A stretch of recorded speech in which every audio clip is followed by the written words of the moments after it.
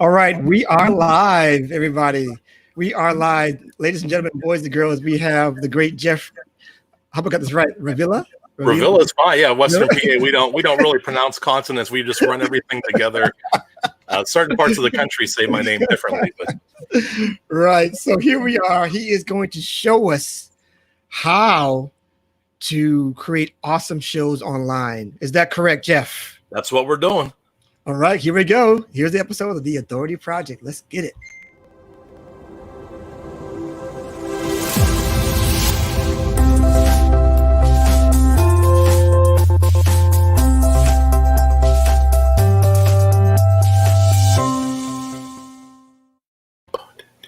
All right, Jeff. Here we go. Really, the first question we really want to ask is what the whole audience is really wanting to know is, first of all, how do we get that voice of yours? That's the first question. The voice of mine, I have no idea. It's nothing that I work on. It just comes out that way. I love your voice. You have this perfect hosting voice, like the game show voice here. And let me just ask you, first of all, what is your passion behind this? Is it something from your childhood? You just have you watched game shows all your life and want to just do this thing forever? How does that work for you? No, it's much more sinister. I'm a big DIY guy. I love the idea of creating media myself. I love the idea that I'm in control. I love the idea that whatever I put out there, I own it and the public can see it. We do videos across all sorts of genres, but the trivia game in particular is kind of like my baby from 2015. And, it's just that idea that, I'm not really a trivia guy and I'm not really having trivia folks on the show. Yeah. But we're producing this and we're putting out a pretty good quality product. And it's just something that DIY blood in me fuels me to do. That's really like what it is. I want to be, the next CBS or NBC. I want to be the media distribution of the future. Nice. I just I'm gonna step back, because I want to, first of all, and this is my fault, I want to introduce you first. Tell us who you are personally and professionally. Personally, I'm Jeff Revilla. I've been that way all my life. I do produce a trivia show called Stuff I Never Knew. It's a weekly trivia game show where people from around the world call in and they battle it out. It's been around for about 5 years. We're in our 4th season now. Wow. We have 70 plus episodes, and that's been a blast. I have another show, a disc golf channel I have a partner with. We produce disc golf videos. We cover disc golf tournaments.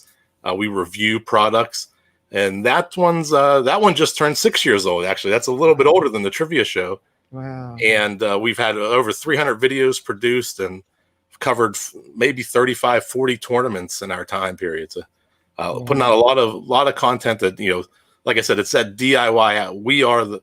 We're the media company behind it. And awesome. that's what we love. That's really what fuels us. Awesome. I love it. So tell us, Jeff, for the people who want to do something like this, how do you get started? Yeah, it's like that. I think it's the song from Rudolph the Red-Nosed Reindeer, the animated cartoon. You just put one foot in front of the other, right? Soon you'll be walking down the road. So you have to start somewhere. And when you start, the first one is going to be terrible. It doesn't matter. And the secret that really started me 5 or 6 years ago, because I was a guy who would record something. I hated my voice. It's funny that you're complimenting me on my voice. Wow. I didn't like hearing myself. I didn't like seeing myself. Yeah. I've gained some weight during quarantine. I'm looking at that, But the secret really is no one cares. That I learned 6 years ago that nobody cares about, how you look, how you sound. If you can put something together that's a decent halfway product and build on it, you're going to do okay your first time. And 10 episodes in, you'll get better. 20 and 30, you'll get better and better. But people have bills to pay. They have to get their kids to soccer practice. They don't care about you. They want to be taken away for a certain period of time. So most people, I think, get hung up on, who am I? Why am I an expert? Why do I don't sound right? I don't look right. But in 6 years, not one person's ever told me anything except for your compliment on my voice. That has nobody even thinks about that. So Yeah. the first part is, get over those hangups, because I certainly struggled with, what if it's not good enough? What if I'm not good enough? And doesn't matter. It's the least important thing out of everything. But what is important is that you do one thing to get closer to your goal. I always tell people, try to do one thing. I don't care if it's send one person an email or invite somebody to be a guest. If you have a goal and a dream, just do one thing per day to get to that goal. It can be one tiny thing, just check a box off. But in 30 days time, you'll have done 30 small things to get to your goal. And that's all I say. Get started is definitely the most important thing, and put it out there. Yeah. So tell us about your start with your show, Stuff I Never Knew. And how did you come about that kind of idea, and how does it kind of materialize or grown from where you started? Yeah, that show was actually, there was another podcast that people love called Good Job Brain. And Good Job Brain was kind of fading in and out. It's kind of towards the end of its run. It's made a couple appearances back, but I was a huge fan of Good Job Brain. And I almost took the blueprint from that show initially. And I almost was going to do Stuff I Never Knew about apples, and stuff I never knew about farmers, and stuff I never knew about roller coasters. And each show was going to be dedicated to one particular topic. So it was almost identical to that show. But then I realized I need to have 3 friends who want to commit to this all day, or once a week. And I don't have 3 friends. I'm 40, right? No one's going to hang out with me and write a podcast. So my wife and I actually decided, why don't we twist it a little bit, and we'll just do a trivia show. And we'll do a trivia show. And if you look at the early episodes, they were themed, like stuff I never knew about 80s music or movies, or they were all these themed episodes. And that's kind of our tribute to Good Job Brain. We never really did what they did. But that was really inspiration for us getting started. And a kind of a perfect storm came together. There was a platform called Blab, and people who love Blab, there's 2 types of people in the world: people who knew about Blab and loved it, and people have no idea what I'm talking about right now. Right around 2015, 2016, there was the first 4 in a Box live stream that I was really invested in. It was called blab.im. It's completely erased from the internet at this point, but it was amazing because at that time you could publish, I'm going live, and within 5 minutes you'd have 30 to 40 people socially engaged in your show. It just drew people to your content like wildfire. And my original shows had 8 guests per week. I was able to write 60 plus questions and have 8 guests because Blab fueled all that. And then when Blab went away, you'll see in the middle, like maybe episodes 15 through 25, I'm struggling to find guests. I'm struggling for content ideas. But you stick with it. And, I think now right around episode 60, we've really found our voice again. And these last 15 episodes I've recorded of it, I'm just so proud of it. Awesome. So that's a good thing to let people know that sometimes platforms fade away. Yeah. Sometimes your show fades away. Yeah. It doesn't have that much appeal. Sometimes you have to sort of reinvent yourself. I mean, I'm just starting this podcast live stream show right now, but eventually this might go away too. So, but you can always do something else. Yeah. I mean, I'm sorry. I didn't mean to cut you off. To talk about that roller coaster. Yeah. I had Blab, perfect platform. Yeah. It got unstable. It was hard. I was losing shows when I was recording them. It would just crash. Then I went to Google Hangouts, and I'm trying to bring people to Google Hangouts. And I went to YouTube Live. I went to Be Live. I went to Appear In, which is now Whereby. And I used XSplit. I was using XSplit to bring in an Appear In feed. I was doing overlays, and it was chaos just trying to recreate that.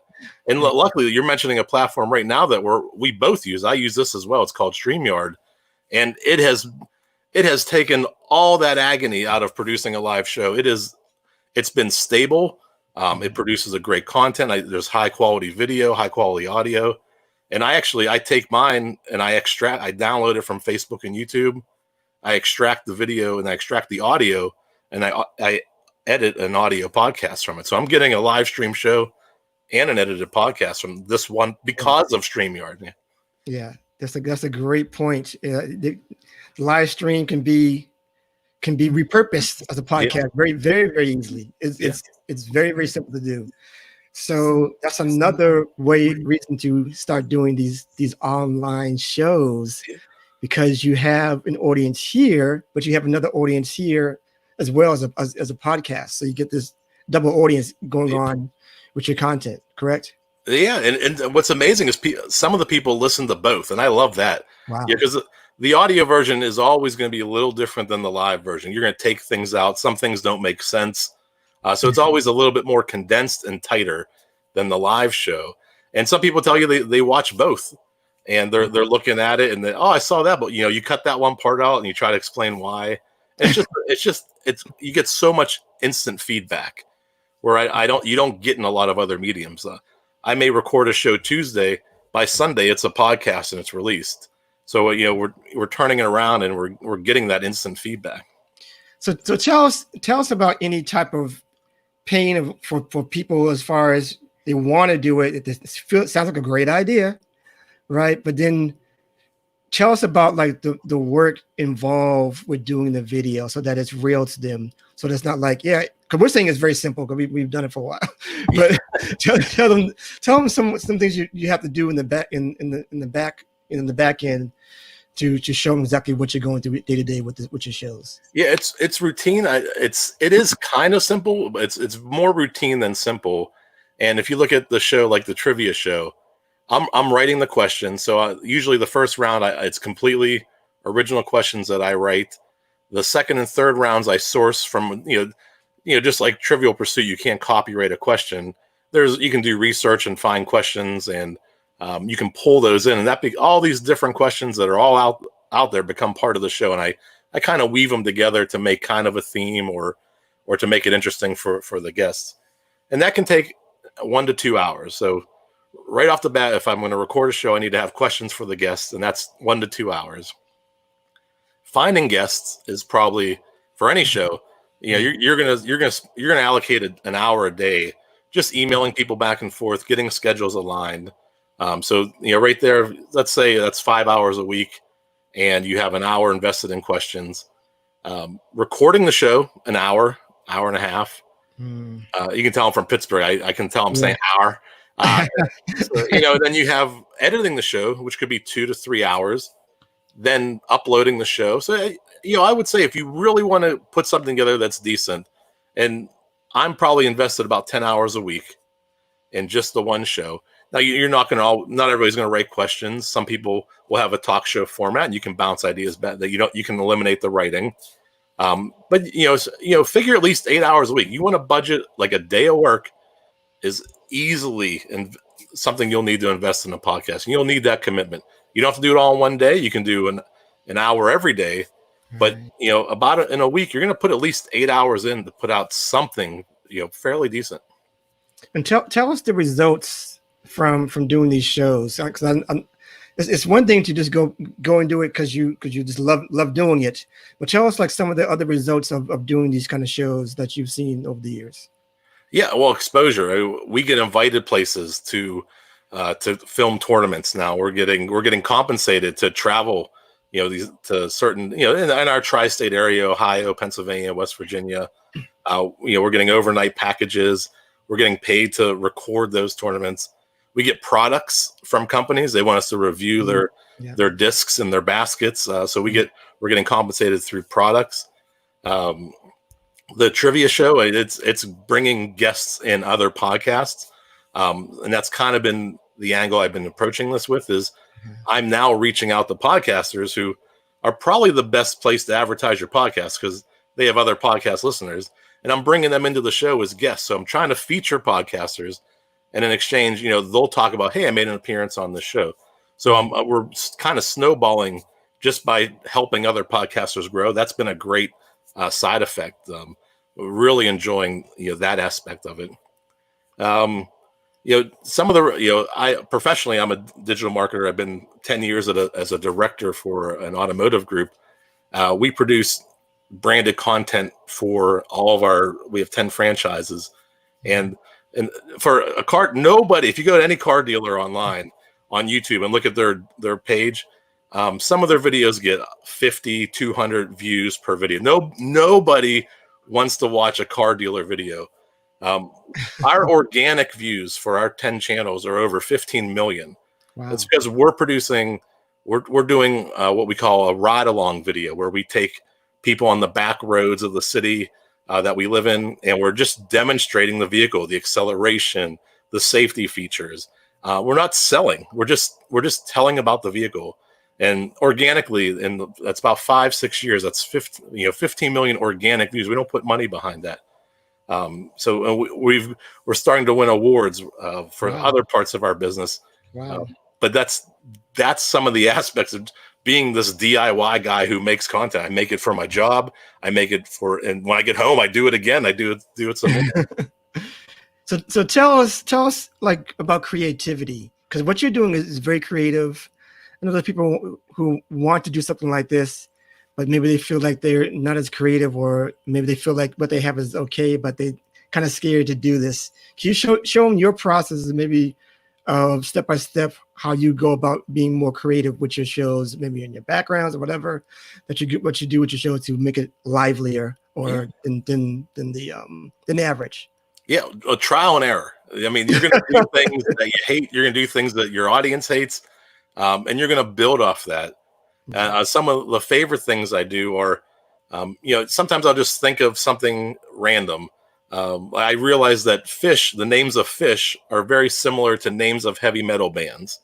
Like they have Steelhead. And so what I was like, oh, well, let's play a game where you have to guess if the name I'm giving you is either a fish or a heavy metal band. So, I look for associations. That's for the trivia show. I try to find that. For the disc golf channel, we do the same things where we try to think about how would people use this disc, or maybe attack that we call it holes, just like in golf. How would you play this hole? And we're going to document those processes. So we do a lot of storytelling. A lot of things are basic. One of the things, two big tips I'll give everybody that I always build off of when I need creative is add the word how to. Whatever your topic is, just add the word how to. If you're doing, how to record a podcast, how to record a podcast, show the steps on how. Just add the words how to any topic that you're thinking of. Exactly. And you'll make a video out of it.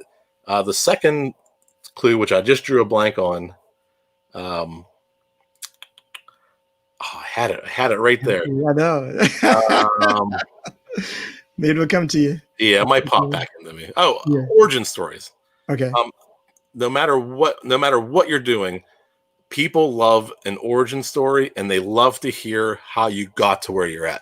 So one of the things you can always, if you don't know what to talk about with anybody, ask them how they got started. People, like, I love talking about, myself and how I got started, and your guests will too. And people resonate with success stories. They like to hear, oh, I struggled.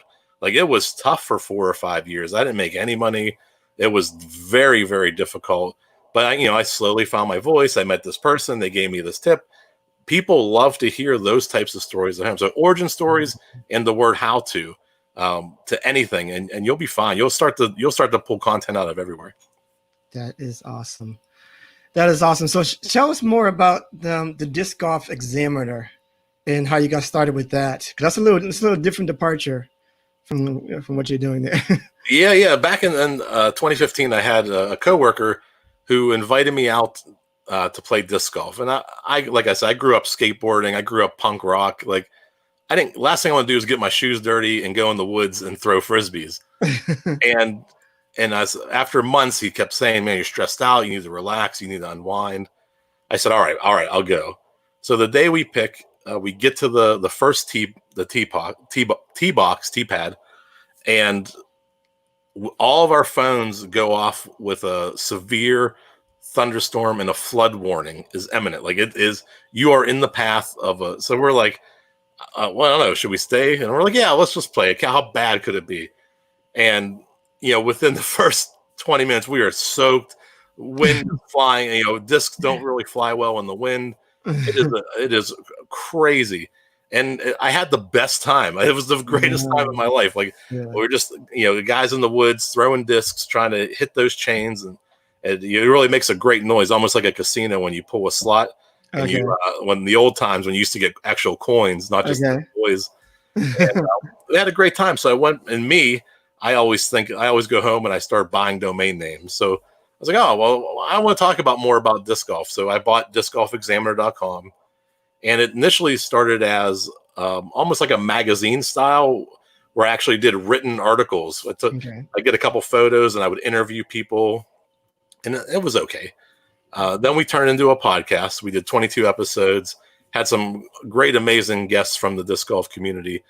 And then I had some health issues with my family and my wife, and I kind of faded away, and it kind of just sat dormant for maybe a year until Pittsburgh hosted the World Championships for disc golf. It was a big, big deal. And Brian, who was doing it with me, said, hey, why don't I go there? I'll just get some photos. We'll put them up there and let's see what happens. Mm-hmm. And I said, yeah. I mean, we're not doing anything with it anyway. Maybe we'll get some product out of it. It'll be awesome. And, he went and recorded it. And then, we started doing video and we started adding more. He brought it back to life. And we've been doing it pretty consistently. Every week there's been a new video for at least the last 4 years. We're over 300 videos produced on that channel, and some just amazing content. So that goes to show you that you can take a little niche that you might not know has any traction, and just start it and just see where it goes. It could be something very simple because there's going to be somebody else also interested in that same particular thing. That's the secret of the internet. Exactly. So tell us now, just like, I guess, maybe just one last thing about people just being afraid of doing this because they see that it may not go anywhere. Just talk to that fear some more about that and how they can overcome it over time. Yeah, it's scary. Like I am not a camera guy. I never was. I'm even, you can say, I don't know if I'm fidgeting now. Like I'm a little bit nervous. Me too. I mean, this is the hot seat. Like I have a hot seat on my show where one person gets all the questions. This is intense. This is pretty good. I would never have done this 7 years ago.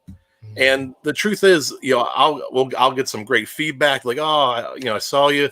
And what would have prevented me from doing it before was my fear. Like I was just afraid that people were going to see me. They're going to hear me talk from Pittsburgh. I say words like ambulance or album, right? Like I don't pronounce things correctly. And that's okay. It really is. It's so liberating, and it's not insulting, and I don't mean it in a bad way, but truly no one cares. Mm-hmm. They don't care about the little things that you're hung up on. And I promise you, if you just record your first thing, just put it out there. Just enjoy it for what it is. You created something. You got past whatever you were hung up on, whatever that fear was, and do another one. It takes about 10 to really even feel good. Like it takes 10 episodes to start. You'll just start to find your voice. That's about 2.5 months of doing it. And you'll just start to figure out what you're doing. And after that, it'll get a little bit better and better. And I'm at 70. It took me 60 episodes over the course of 4 years to figure out how to even speak on camera. It took time, but I've applied this to my job. I can present anything at my job now. Mm-hmm. I can get in front of the camera and talk about anything without getting hung up. I rarely do retakes. And it's just a muscle. Like you learn how to talk, and other than when I forget, I'm starting to get a little bit, as long as I keep my train of thought, I'm okay. And it's, comedians talk about that muscle of getting up in front on stage and you learn how to kind of flex that muscle and just talk to people. And that's what creation is. It is a muscle. The more you do it, the better you'll get at it. The more you do it, the more you take notes, and the more you write down ideas. When you need an idea 6 months from now, you'll have a whole notebook. You're like, oh my goodness, I can't believe I wrote that down. That is genius. You'll call on those notes, and you will snowball your own creation, and it's incredible. Awesome. And that is about almost the time that we have. I appreciate this is incredible stuff here. I hope that that is helpful for people who asked about it. I know one particular person did today. Okay. So I hope that it does value to her. So just tell us right now where we can find you and maybe get on your show. Yeah, I'm always looking for warm bodies. That's always the joke. StuffINeverKnew.com. I'm looking for, let me give you the intro here. Hey, everybody, welcome to Stuff I Never Knew, your weekly trivia game show. Each week, 3 players from around the world, they call in and battle it out over 3 rounds of trivia. We're going to lose some people. They're going to fight their way back in. But through it all, we're going to have one winner at the end of the show. If you'd like to join, there's a couple ways. There's a Primetime Players group on Facebook.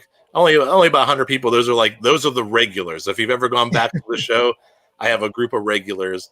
But on the website that you see on the bottom here, StuffINeverKnew.com, there is a link on the very top in the header to join the show. And I'll get sent an email right away as soon as you fill it out.